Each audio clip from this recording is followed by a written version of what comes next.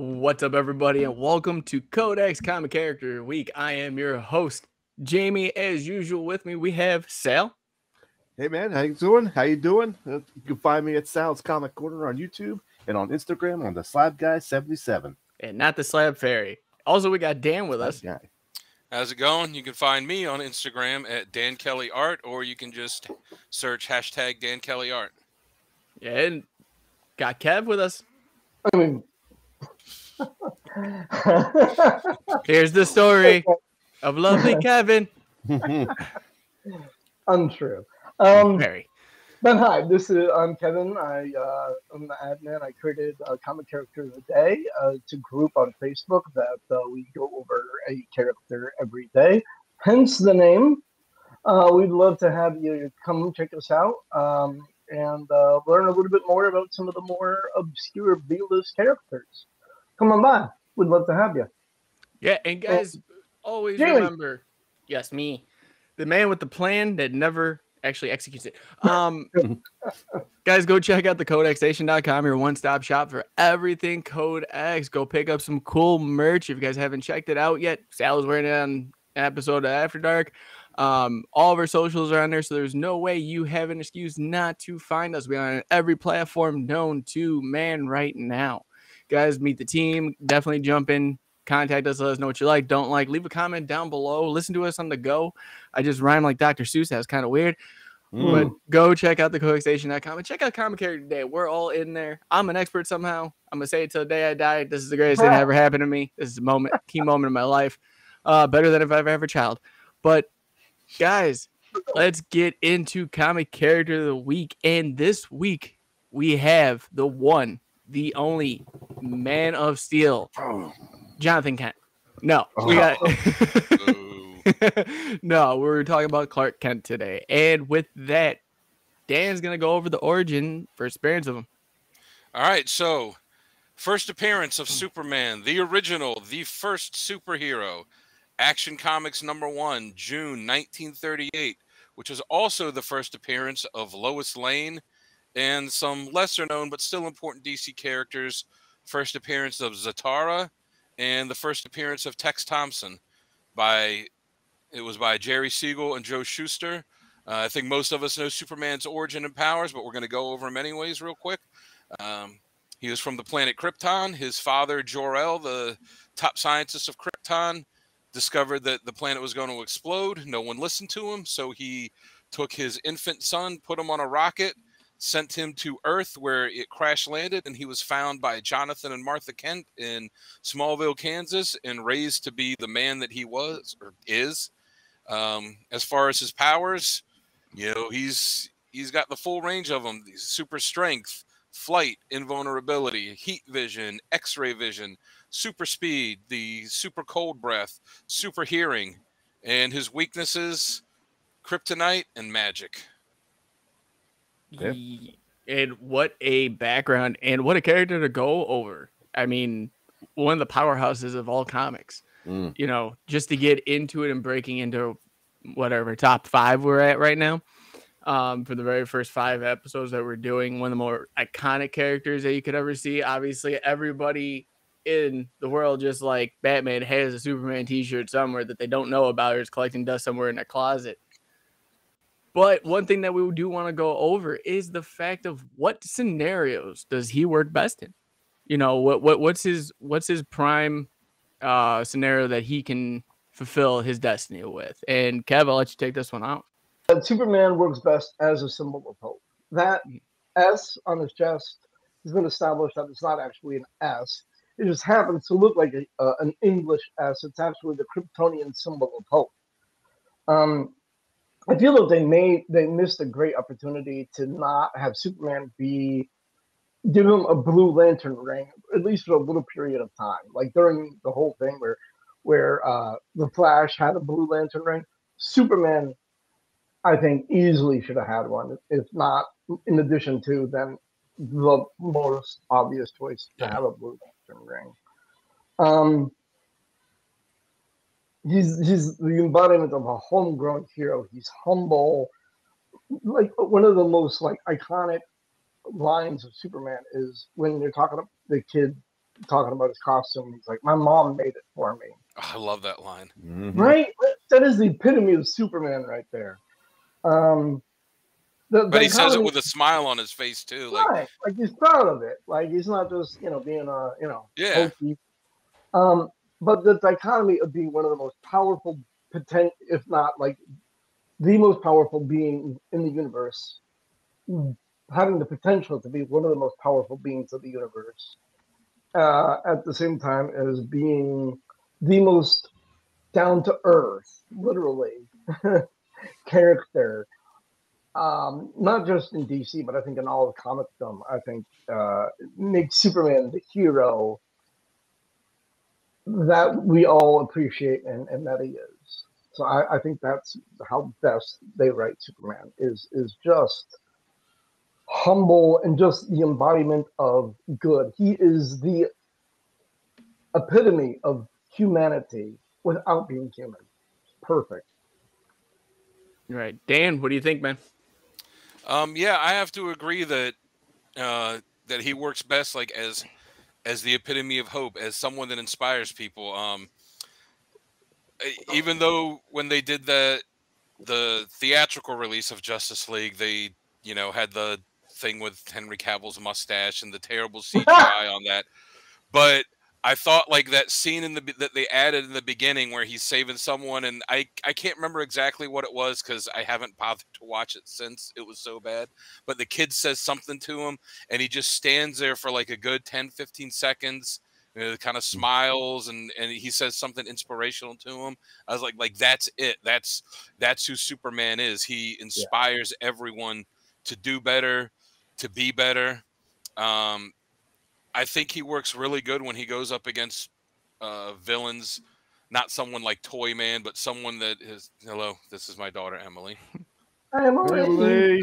Someone that is guest starring, just as powerful as he is. Maybe not physically, but but intellectually. And I definitely think that he works really well when he uses his investigative skills, because he's super powerful, but at the same time it's easy to overlook the fact that as Clark Kent, he is a Pulitzer Prize winning investigative journalist. So it's good to he's not a detective on the level of Batman, but it's good to see him when it's not just I'm flying in and just punching everything as hard as I can, but has to figure stuff out, and has to like broker peace between and de-escalate situations too. Right. Sale. All right. Wow. So to pretty much sum up what you guys said, he works best as an inspiration. That's one of my lines. Being an inspiration to everyone.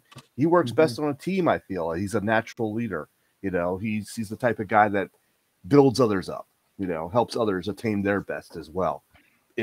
So he's what like Kevin said, he's very humble because of his upbringings and good old Smallville. So I feel like yes, he's like one of the most powerful beings in the universe, but he's also very down to earth, like Kevin said. So he's also has this one trait that's in line or similar to Spider-Man.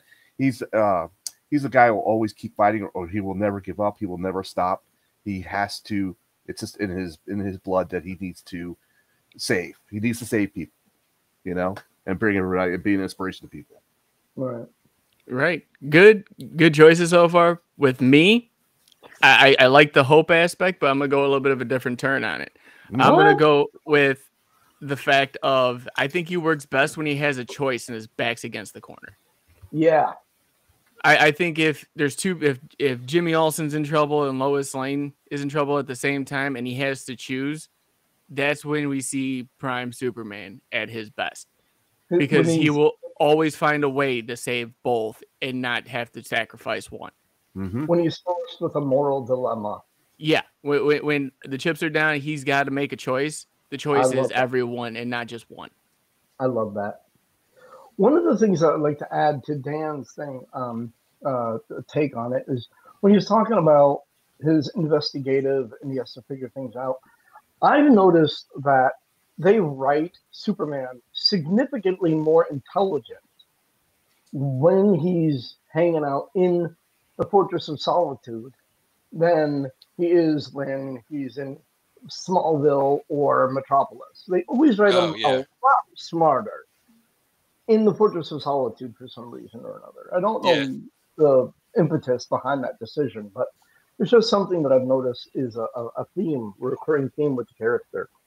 yeah. Like when he's talking to Kellex and he's doing all the different experiments and running, and running scenarios and Right. building all this stuff. It's like, oh, so you're a super genius too. But only in the Fortress of Solitude for some Yeah. reason. Right.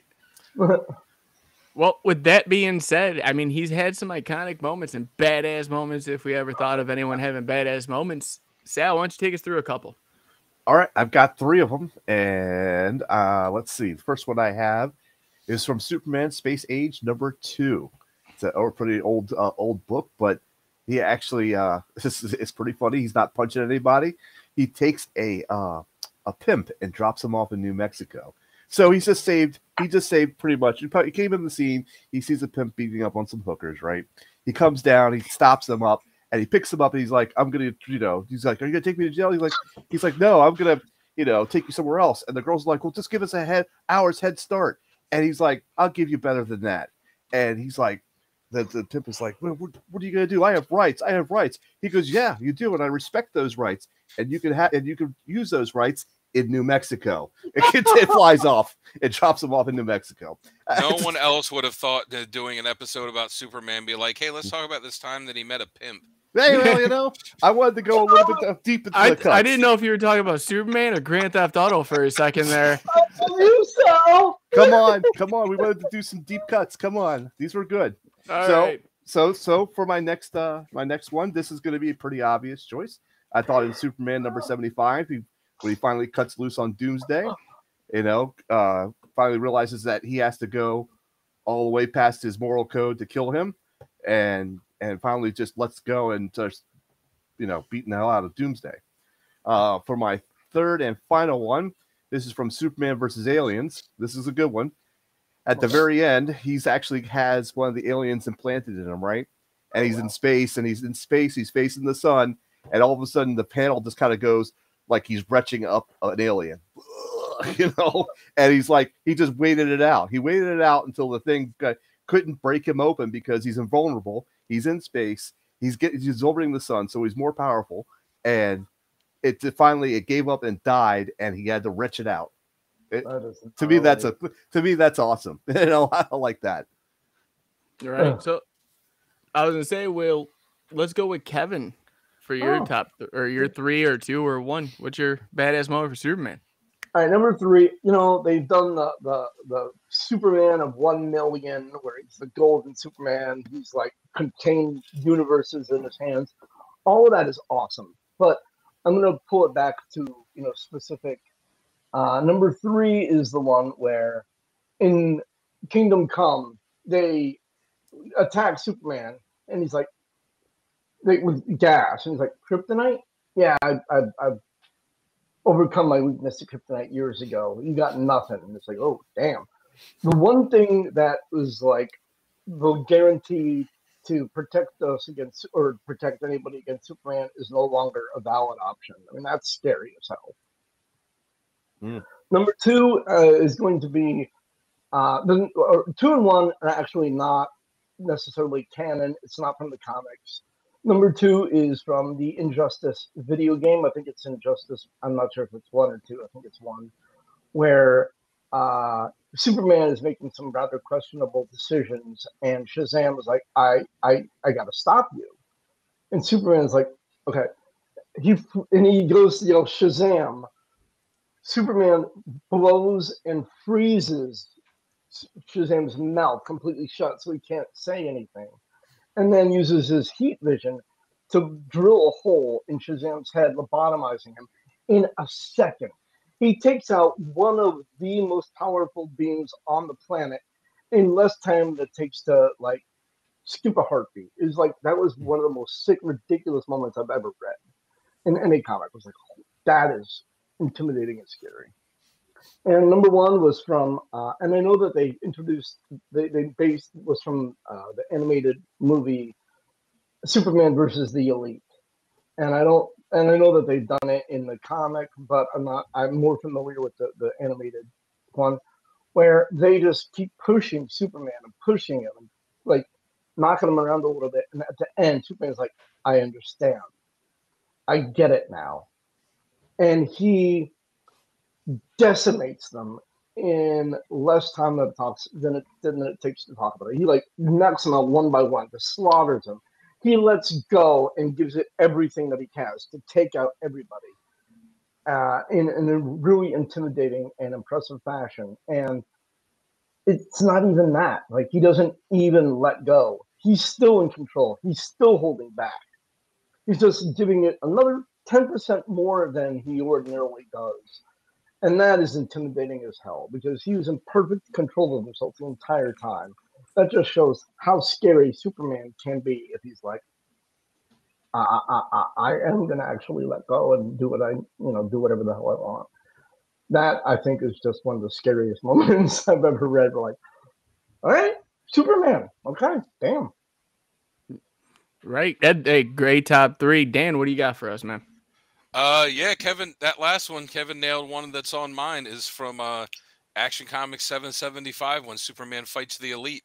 The Elite show up, and they were kind of written to be like, what was going on at the time with the Authority and stuff, where it was the grim and gritty, not so much the 90s, but like we're the socially, politically conscious superheroes, and you're going to do what we say, and we're going to make the world better by force. And Superman, everything with you is outdated, and it looks like they've just got him totally, because they're the four of them are very powerful. It looks like they've got him totally beaten, and then, like Kevin said, he goes, "Okay, I get it now. I understand." And like he said, he just proceeds to absolutely decimate him, and it's written and drawn in a way where you think like, "Oh man, Superman is like." He's lost it. Like, he's killed this one, and then the last one, Manchester Black, when he goes to try and use his telekinesis and he can't, and Superman goes, "Oh yeah, heat vision through," and it goes to his intelligence, like heat vision through the cornea, the retina, whatever on your eye, and I just went through and just we're able to hit a couple little spots and lobotomize you, and you don't have that part of your brain anymore where you have that power. He's like, "What? You can't do that. You can't do that." And then he reveals, "Okay, I didn't actually kill all of them. I just made it seem that way. Like, he's just knocked out. He's fine. They're all going to be fine." He's like, he goes, "Oh, but you lobotomized me." He goes, "No." He's like, "It's just, you're just going to have a headache basically, I just gave you a concussion, and you're going to have a headache for a couple hours, and then you're going to be fine, but they're going to have this power inhibitor on you." And it's just him saying, "Yeah, I could have cut loose and done all this, but that's not the way, that's not how I am. That's not what a hero does." Right. Damn. Right. Another one I have, it's really just like, it's like one or two panels in this other story. But it's so great, from that Superman annual that Alan Moore wrote. For the annual 11? It might be, yeah, for the Man Who Has Everything. When Mongol had put this, what was the flower that he put on him? It was the black orchid or something like that. Something like that. Yep. Put it on him where it just attaches itself to a host, and it was like a parasite, and immobilizes them, and then it makes them in their head basically live whatever their dreams would be, whatever they would be most happy. So with Superman, it's him on Krypton that never exploded, and he's got a wife, and he's got kids, and this is years before they ever had him actually marry Lois and have kids. Like, so he has his happy life on there, and Wonder Woman and Robin and Batman are trying to stop Mongol when they figure out what's happening. As Superman realizes, over the course of the book, he's like, this isn't real. And, it was heartbreaking when he gets to the point with his son where he has to look at him and say something to him. He's like, I just want you to, I just want what's best, but I know you're not real. And when he breaks himself out of it, the rage that he's filled with, and this one panel where he looks at Mongol and his eyes just turn red and he just goes, burn, and just bam. And just was just such a badass moment there. Mm. And then the last one I have, it's not even a fight or anything, and I forget the issue number, but it's from the All-Star Superman book, where this girl is up on a ledge, getting ready to commit suicide, and she's getting ready to jump, and Superman just kind of floats in behind her, you know, and it's just over the course of a couple pages, he just talks to her and he tells her, you know, it's gonna be all right. You know, it's not as bad as it seems. Everything's gonna be okay. And it's just him talking to her and talks her down because that's who he is. He doesn't have to, you know, he doesn't have to fight big supervillains and, you know, change the course of oceans or punch through mountains to save people. He can just find someone when they're at their absolute lowest and just talk to them and tell them, you know, I'm here for you. It's going to be okay. And he can save people that way. And I think that's something that really gets to the core of the character as well. Yeah, well, great picks from everybody. Dan, your last one is actually my number 3. Oh, nice. As far as All-Star Superman goes. My number 2 would be Superman outrunning the Flash. Oh, yeah. And just blowing him out the water. That's still one of my favorites. Like, who's the quickest? The guy who's literally called the Flash, and his superpower is speed. That was the Barry Flash, right? Yes, that was Barry. And then my number 1 is from Injustice, where he punches a hole through the Joker. Yeah, like just sick. completely levels him. It does what he even says. I'm gonna do what you did in Batman. I'm finally gonna stop this. And I think that was like the pinnacle moment, even though it's technically based off the video game and it's considered, you know, a different out of continuity. They expanded the video game tremendously in 5 different like iterations of that. Right. So those would be my top moments. Why don't there's so we? many different things from like all the different media that aren't specifically canon. Like, Yeah. Like the one I almost picked was it Superman Returns when the bullet hits him in the eye in slow motion and the bullet just crunches. Yeah. Oh, yeah.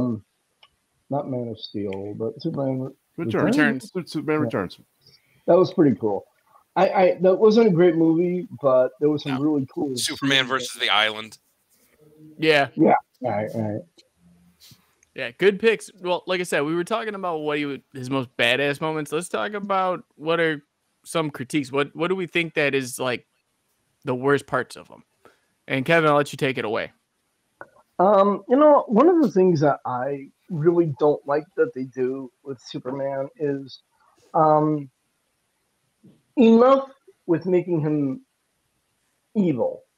Like we have so many different iterations of evil Superman. We have Homelander. We get what that could do, but I think that when they actually go out of their way to make Superman the bad guy for whatever reason, you know, for non-continuity or whatever, I think that generally does a great disservice to Superman, to the actual character of Superman. I think that keep Superman pure and create, like, I don't know, have like Lex Luthor make a nuclear powered blonde. Oh, never mind, that was terrible. But like, you can create another character to explore those concepts. That's not Superman. Leave Superman as he is. I think turning him evil in even alternate realities it just isn't right. Isn't the right thing to do for Supes. So that's just my take on that question. All right, Dan. Yeah, that was my main one too. Is I'm tired of the evil Superman trope of, oh, he's mind controlled, so he's bad now, or oh, you know, this person Lois got killed, so now he's evil, or something where it's we got to make him the bad guy. Like, it's been done before a lot. Sometimes it's been done really well, Sometimes it's been done really, really bad, but it's been done so many times now that honestly, the only way it would work again is if you made him bad and you just kept him that way. But even that way, it's just, you know, you can't accept that because that's not who Superman is. And I feel like when they do it too, it's, oh well, the Joker killed Lois, so, you know, and she was pregnant, so, you know, that made him evil. Like, okay, that would drive most people to the point, but, you know, I feel like when they do it, they don't do enough to show how he would really be pushed over the edge. Like, as horrible as that would be, that's not the only thing that's going to do it. And we've seen it so much that, you know, I'm tired of it. You could find better stories to tell.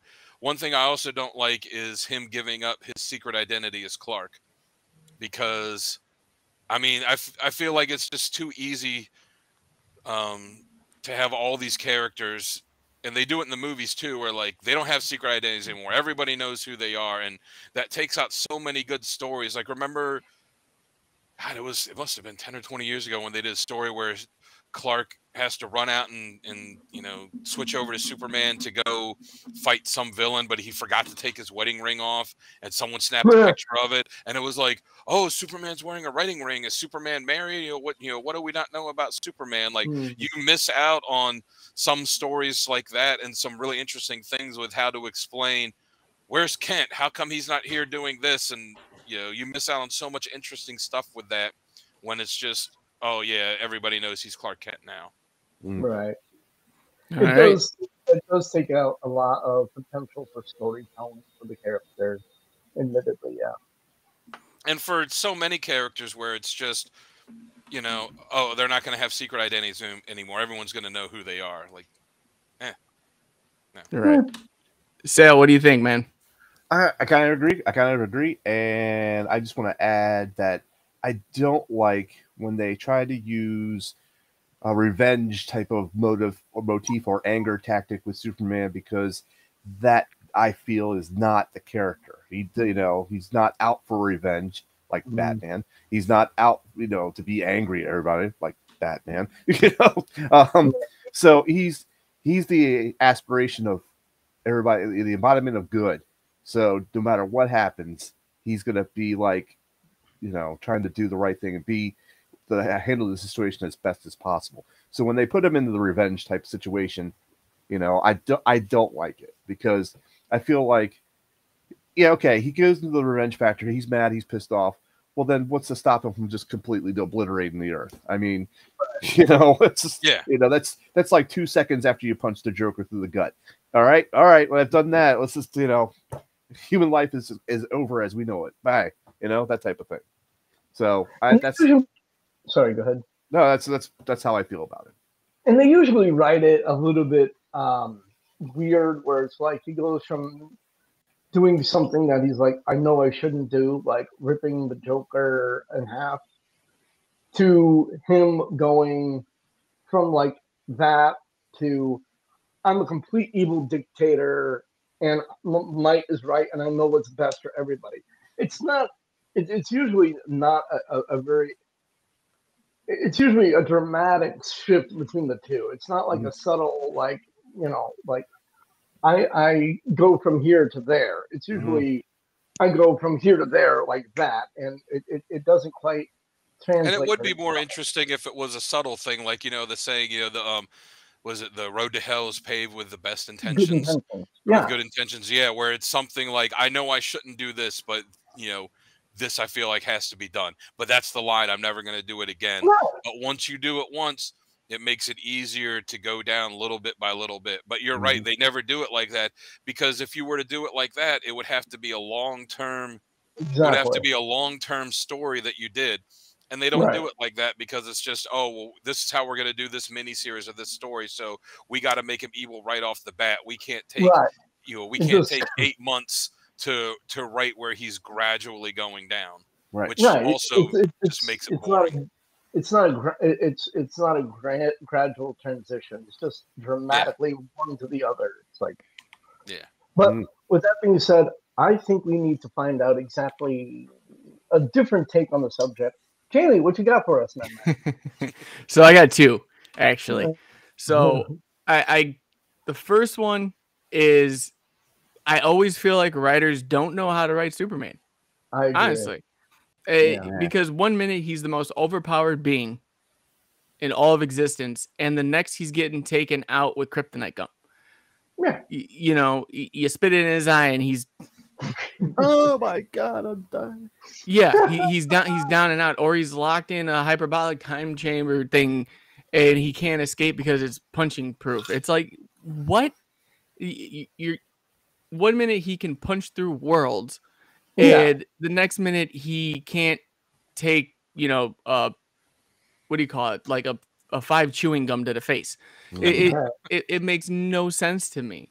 You got the strongest character ever. Yeah, granted, they do need weaknesses, but you make him look like the weakest. The guy stepped up to Doomsday, and then later on, and let's say 20 years later, he gets infected by a poison in his bloodstream. It just, you don't know. Like, it feels like everyone that writes them has these moments where they're just, yes, this is great. This is pinnacle Superman. And then he scrapes his knee and he's out for 6 issues. Like, Copper, my only weakness. Yeah, right. That's exactly what it is. And it's just, it's annoying for me as a reader to sit there and be like, okay, well, this guy's obviously going to go punch for punch for everybody. And then he can't anymore. Oh no, they broke out the teal kryptonite. Shit. Yeah. What does that one do? Back when they used to have like 18 different colored kryptonites. I think they had a plaid kryptonite at one point. Yeah. Did they really? I'm pretty sure they did. I used to have this little Superman mini comic, and in the back of it, it listed like all the different kinds of kryptonites, and this was from the 80s, and there was like red, orange, yellow, green, blue, purple, black, white, brown, plaid, like gold, like Jesus. What did this planet explode into a rainbow? Skittles. Yeah. Only weak ones. Well, and that leads me into my second part of it is stop killing the guy. Stop making him leave planet. Stop. It makes no sense to do ever in any situation that they do it. You're going to go work with the United Association of Planets? Fine. But you don't got to be away for 3 years to do that. You kill him off and then everyone's like, oh, well, what are we going to do? We don't have Superman. I guess die. It makes no... that's another part that makes no sense to me is that creative aspect of you have this big, well-known character. And the best way to utilize him is to kill him off. Or make him go away. And someone else have a successor, whether that be Supernova as Booster Gold, whether that's Jonathan Kent, whether that's Superboy. Why? Why do you have to use these other characters? And we lost Kevin. He'll be back here in a second. But why are we utilizing these characters to trumpet? You know what? If you've run out of stories to tell with them, jump off the book. There's plenty of writers out there that would love to be able to jump on and write Superman. That's true. Yeah, it just goes without saying. So we're going to go into some of our favorite covers of all time with Superman. And I think maybe that I can actually start one off this time. Do it. So these are my top 3 covers. 3 strong ones. I have Justice Society of America with the Kingdom Come Superman. I think that is, and it's Jeff Johns. Anything that guy touches has been gold. Maybe aside from Doomsday Clock, because it took 75 years for it to come out. I love that. But issue 10, I think, is amazing.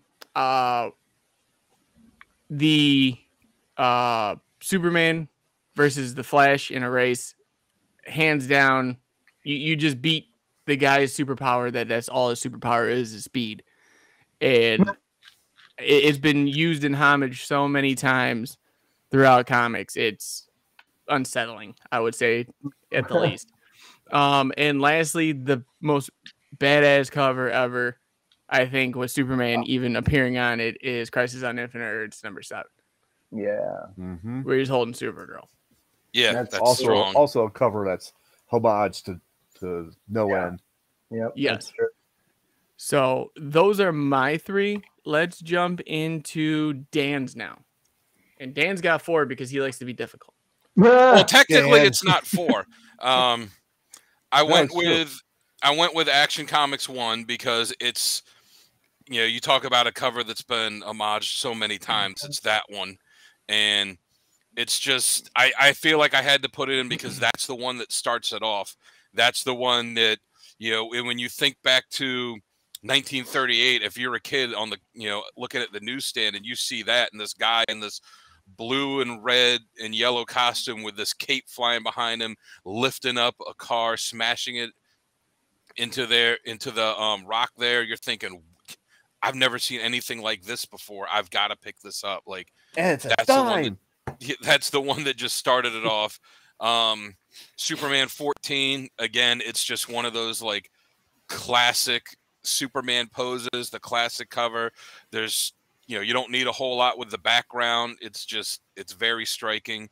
And then I went with Superman 75 because again it's such a striking cover with the flag in tatter, or the cape in tatters, hanging like a flag blowing in the wind off of the stick there when Superman got killed. And then I put the other one with it just because that was the black poly bag that it was in, and then you open that up and you take the book out, and that's what the book is. But just that simple black background with the Superman logo bleeding, like we hadn't seen anything like that before, and it's so striking. Right. Like, I gotta pick this up. What's going on in this one? Sorry, say that again. My daughter just ran up and was telling me that she had a cheese stick and some water. I said that with those covers, I love those covers where you're like, oh, I need to know what's happening in this issue just based upon the cover, Mm. Yeah, Right. and I almost, when I was whittling down my list, I had the Crisis cover. That was one of the ones that was when I was down to like 4 or 5 and having to cut some out. That was one of them on there that like was that close to making my top 3. I got Same. Yeah. Well, Sale, with the same. Let's see what you got, buddy. All right, hit me. So here we go. Oh, there we go. Okay, so I went with the Alex Ross cover of Superman 675 because that's just I just love Alex Ross's artwork, and to me that's a epic picture of the Superman. I have that slab, by the way. I wasn't sure why I didn't. Yeah, and it's signed too. But I thought I sent you the picture of the slab, but that's all right. I got the picture of the slab. I didn't know if you just took that picture and was like, here, take this and put it over here. But from now on, I'll know. Yeah. So the next one I got is the Superman versus Muhammad Ali, because that was a treasury-sized book. I actually own the Superman versus the Spider-Man one, and that one almost made the list. But this one was pretty epic to me because it was a story where he fights Muhammad Ali in like a charity type of fight, and he's been depowered to fight him, and Muhammad Ali just knocks the shit out of him. But it's a classic cover, and it's that's why it made my list.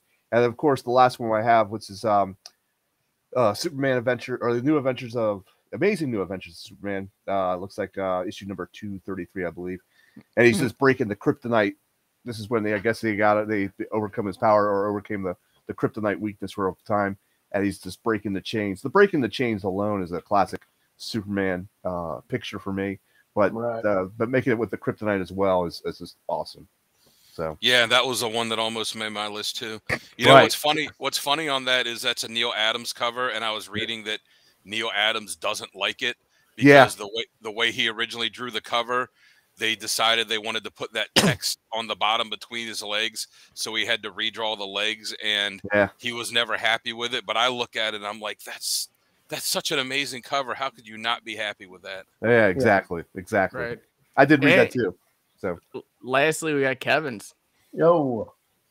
The middle one I wanted to steal from Sal. That's all right. No, there's something once again, I'm such a huge fan of Jim Lee's artwork, and the Batman episode we did.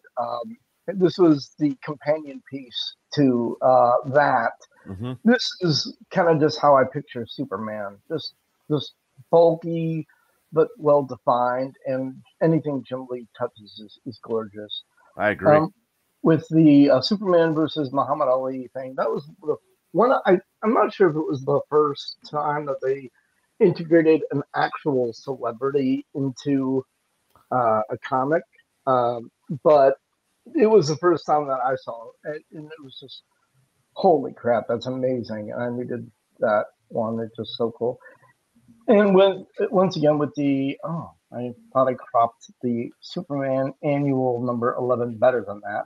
Maybe not so much, but yeah, what a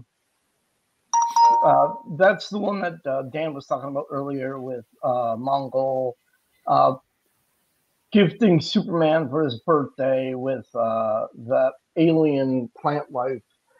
And it just was like, holy crap, what's going on here? Like I said, once again, with certain covers, you just see them, you're like, I need this issue. I don't know what's going on in it, but I need to find out. And when I saw this, I was like really amazed by how great the story was. And then I found out that it was Alan Moore, and that explained everything. Mm-hmm. Right. And speaking of, the writing and art, why don't we jump into a little bit of what we would recommend for reading? You don't have one? You don't have covers, Jamie? Thought I showed mine. Did you do? I'm sorry. You went first. You went first. Yeah, I went first. Yeah, he went first. Oh, yeah. I threw an oddball in there. I actually went first for a change. Yeah. So Sale, with your reading, here we go. All right. So I got Superman Red Sun because this is an alternate version where he actually crash lands in Russia and he's raised under the communistic rule.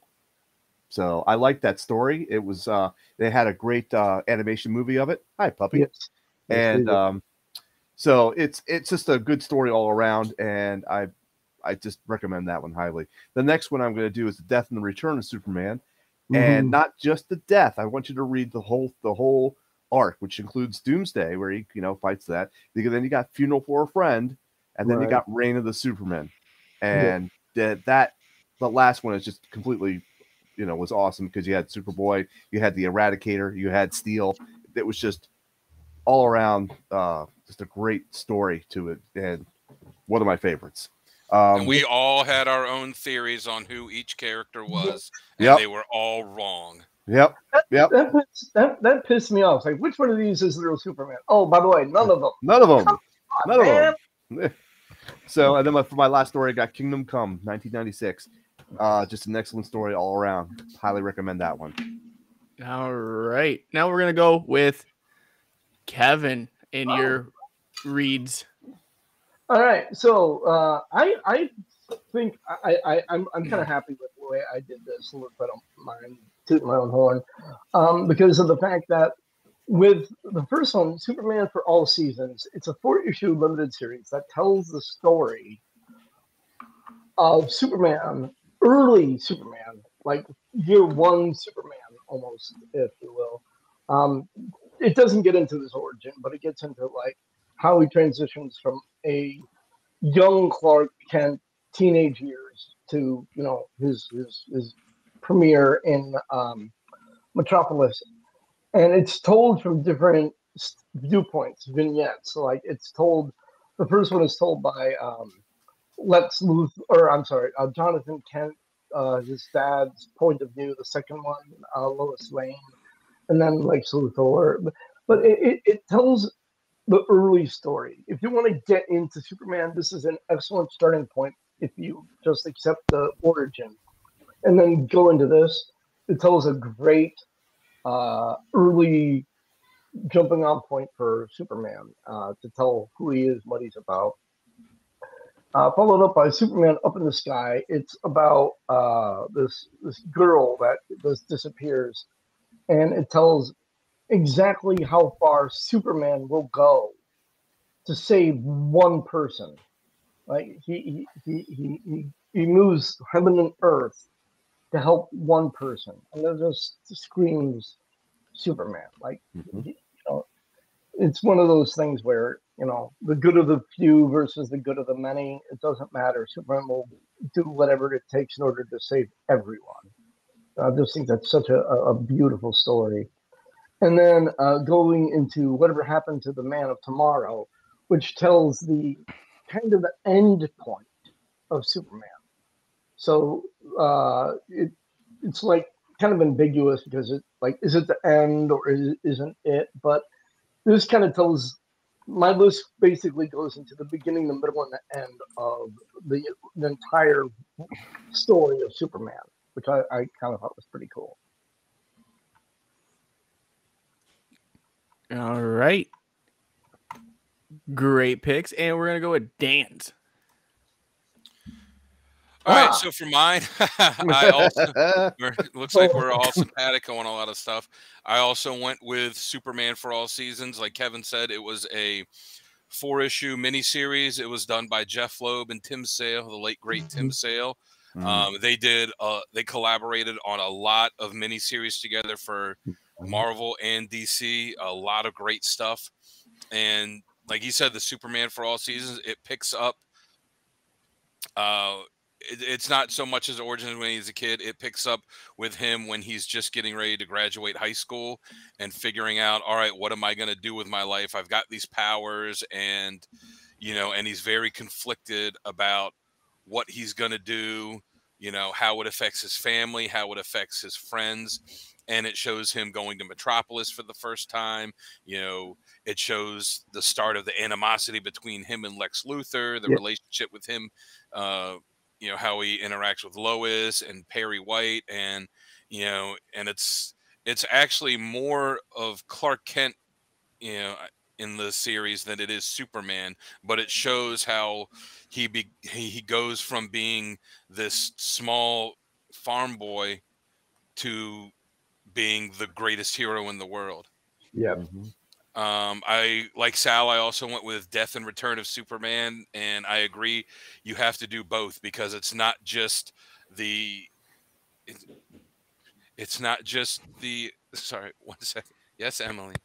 Okay. Yes, No, we're not opening paint right now. We'll do it in a little time. Sorry. Sorry about that.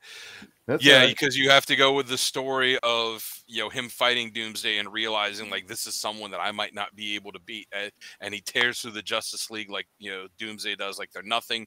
He finally beats him and dies, and then you go into the return of it where the 4 new characters show up and it's trying to figure out who they are, and, you know, and then how Superman ultimately comes back.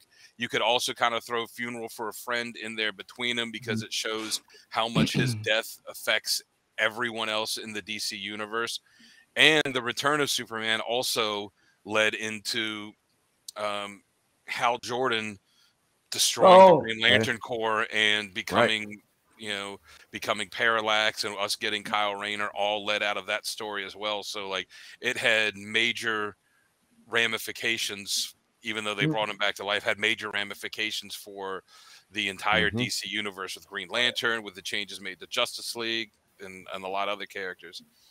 And then I also went with All-Star Superman because I feel like that's the series that really encapsulates everything about what Superman is as a character, for the way that he embodies hope for so many people. And it's got great action scenes in it, and it's got, you know, great small human elements, and it's filled with all this crazy sci-fi stuff that was really prevalent in early Superman books, and it's got a lot of heart in it, and, you know, great stuff with Lois and great stuff with Luthor. And to me, that really just, you know, that's the one book that really just encapsulates everything that's great about Superman. Yeah. All right. And me now. And me and Sal had one of the same. We had Superman Red Sun. I think it was a good Elseworld story. I thought it was one of the better ones for the time. I have Crisis on Infinite Earths. I think that is one of the prime examples of what you want to see when you see Superman. throughout the whole series as a collaboration, even though there's a cavalcade of characters throughout the whole thing. There was that one splash page where it was just every single DC character, but somehow Superman still stood out more than the rest. And lastly, I got to go with Superman Unchained. It was the one time you actually get to see Superman kind of push himself beyond limits to me. And I think everything that we've talked about so far, reading wise, is a great place to start.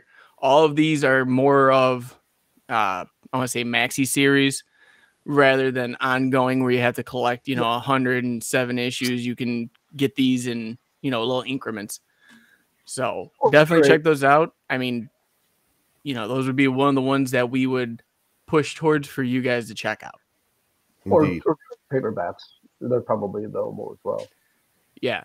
Well, with those, why don't we get into our top comic and artist for these? And with that, Dan, why don't you take that away, bud? For both of these, it's hard to pick because it's just, he was the first one. There's so many. For writer, it was I had 3, but to narrow it down to just one, I'll probably have to pick Dan Jurgens, just because he's written Superman, for so long, for so many different books, for so many different iterations of him. He's an artist too, and his art is great, and he draws a great classic Superman, but he's written him for so long. I feel like he really gets the character. And for the Death and Return of Superman that me and Sal, that we had in there too, that's one that he really spearheaded. And the final issues, Superman 75, when Superman and Doomsday have that final, what at the time was the final battle, he's the one that wrote and drew it. And then for artist, when we decided we were going to do, the Superman episode, instantly, the second it popped up, the first thing that popped into my head was, oh yeah, artist, it's got to be Curt Swan. That guy drew Superman for 40 years. And I think, wasn't it when Jack Kirby left Marvel and went to DC, and he was drawing Jimmy Olsen, and he was doing the New Gods books that, if I'm not mistaken, that DC didn't like the way he drew Superman, so they would, anytime he had Superman in a panel, they would have Curt Swan redraw the Superman in it. And that's Jack Kirby. But every, just about every classic image of Superman that you can think of that's on a t-shirt, a sticker, a lunchbox, it was drawn by Curt Swan. Great picks right there for that one. Sal. So I too had to narrow this down, and I'm not going to go into the honorable mentions, but Dan hit a lot of them already. But for artists, I'm going to go with Neil Adams. I just his work screams classic Superman to me. So whenever I picture Superman, I picture Neil Adams' work to me. And for best writer, again, tons of them out there, and I have to go with one. This one, Louise Simonson. Oh yeah. Oh yeah. Great. So. Yep. So I always thought she got the character well too. So. Yeah, definitely good pick, Kevin. I want to say my writer, but it's the same as Dan's, so I'm going to take a different tack and say Mark Waid. I love that's a good Mark Waid's writing. He's great. Everything he does, I'm like, he's really spot on. And I'm going to take a different tack as well on the artist. Carlos Pacheco. I'm probably pronouncing his name. Pacheco? Yeah. Oh yeah. He has a great balance of bulk and musculature. That's the hard thing to balance. Usually they draw Superman as either skinny but like muscular or buff and beefy. Carlos does it. Yeah, right. We need a beefy button every time someone says beefy. Now you just hit it. Beefy. Honestly, the Tim Sale, I like his stuff in general, but his mini series was that the Superman for All Seasons, was it? Yeah. Honestly, It looked like his artwork on that made Superman look like he's eaten nothing but pork for 30 years straight. Like he's just too. He did. He was from a farm, so right. It's true, but the Superman is best with musculature and well as like heft, and I think Carlos Pacheco does that very well. Mm. Good point. My guys. Oh, good picks. Yeah. So for me, this would be my dream team. And I'm going to be 100% honest. If I could see this, we can't. Obviously, one of them is gone. But if I could ever see something like this, it would have been amazing to me. My writer would have been Jeff Johns. Oh, yeah. I think that his work when it came to like the Dark Side War and everything that went with Justice League, I think that was the pinnacle Superman that we always wanted. And that we got. When he did that was it Adventures of Superman when he wrote it with Donner? It was so good, and the Legion of Superheroes. God, so everything like that was top. But my artist has to be the late great George Perez. Oh yeah, like those two. If they would have been able to tag team on a book, I would have taken the Superman any day with those two. Yeah, totally. I don't know why George Perez kind of slipped past me there, but looking back, that's kind of an obvious choice, but totally. Yeah. So everything we went through today, guys, again, this show is strictly for you guys. This is for anyone that doesn't know comics or wants to get into comics. We got everything for you here. Recommended readings or top covers. Some of the artists and writers you guys can check out, even if they go into different mediums or different characters. This is for you. This is for the noobs. This is for the more advanced that want to listen to us talk about what we think. Remember, this is all based on our opinion. So anything you guys have that you guys might think should be added into this, throw us a comment down below and let us know. Please. Yeah. Guys, I think this is a perfect time to cut out right now. If you guys are keeping on Twitch and all of our platforms, we will be back in about an hour with another episode. Surprise, 2 for Sunday. I would like to add one thing, if I may. Yeah. So if you're looking for a jump-on point for Superman, they said that DC announced that in December they're going to be coming out with Superman number 1050, and it's supposed to be a point where it's going to color the environment of DC as a whole moving forward, and it's supposed to be a big deal. I don't remember off the top of my head who the writer and artist are that's going to be coming on, but it's supposed to be a big event that it's going to be spawning from Superman coming back to Earth from being in space for a prolonged period of time. Once you get December, Superman number 1050. Okay. Awesome. But we're going to take this out for you guys again in an hour. Catch us again, and you'll see who we'll be talking about for a comic character week, because Jamie's got to go on a vacation, and I want to get the stuff done so that way you guys still have content from us, because you know how much I love editing. Mr. Editor. Yeah. So, Sal, take us up, buddy. Okay, you can find me at Sal's Comic Corner on YouTube. But bam, talk about my corner and my slabs. I'm also on Instagram called the Slab Guy 77. Check it out. Yeah, Dan. You can find me on Instagram at Dan Kelly Art. You can search or hashtag Dan Kelly Art. I would also like to commend Jamie for the graphics that he did for this. Yes, they're gonna get better. It's just no, they look what great. I can for right now. And my daughter also wants me to let everyone know while she was upstairs that she ate a marshmallow and some peanut butter. Nice. Good girl. Independent of each other. Oh, but she was very adamant that I let everybody know, that I let my work friends know that. Thank you. Well, thank you for letting us know. Trust me, I'm gonna go have some myself now. All right, Kevin. Yep. I created a group on Facebook called Comic Character of the Day, where we go over a different character every day. Just post a picture of that character, and to generate interest, curiosity, and conversation. And I do a cover, and we ask a question, and it's a very loving and friendly holistic community, and we'd love to have you come over and check us out and join us. And we look forward to seeing you over there at your convenience, ladies, gentlemen, and non-binary. You're all welcome. Yes, but you need to go there now because we don't have time for you guys. No. Right. Right We now. need to get to 500.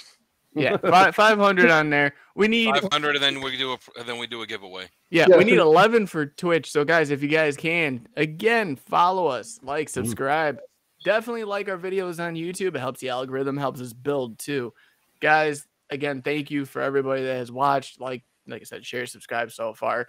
We're building a great community here. We got great people. We got people that are experts, and then not talking about myself for a change. But guys, go check out the codexstation.com, your one-stop shop for everything Codex. Guys, go talk to the team. Guys, see everything that we're on, because we are on every platform. And I'm going to keep saying it because everyone's like, where do we find you? Just type the Codex Station in anywhere and you can find us. I promise you. I've had all the guys already try it. They hate me for it when I message them at 3 a.m. saying, check this. Guys, go check out Comic Care today. Great group, great community. We're all in there, non-toxic. Anybody that has anything to say, it's all opinion-based, and we always usually tend to agree or disagree in a formal manner. And check out everybody else's page from Sale to Dan. Trust me, you guys do not want to miss out what's coming. So, guys, I'm going to say it as I always say it. Be kind to one another out there. You never know what anyone's going through. And I promise you, making someone smile can change a day. They'll change how they look at their day in life. So always be kind. And we will see you in the next one, which would probably be in an hour. But for this matter, we'll see you in a week.